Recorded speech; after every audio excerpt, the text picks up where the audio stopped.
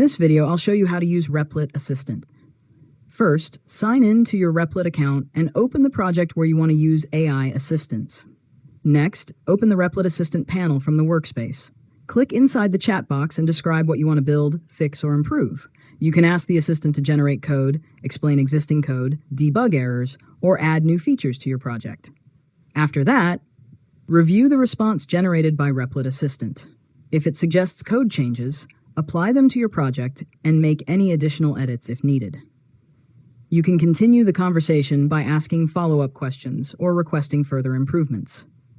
Now test the updated code by clicking Run. If you encounter any issues, return to Replit Assistant and ask it to help identify and fix the problem. Continue refining your project until everything works as expected. Finally, use Replit Assistant throughout your development process to speed up coding, learn new concepts, and automate repetitive tasks. The more specific your prompts are, the better the results will be. And that's it. You've successfully learned how to use Replit Assistant. If you found this tutorial helpful, make sure to subscribe to Learn Mode Lab for more tutorials.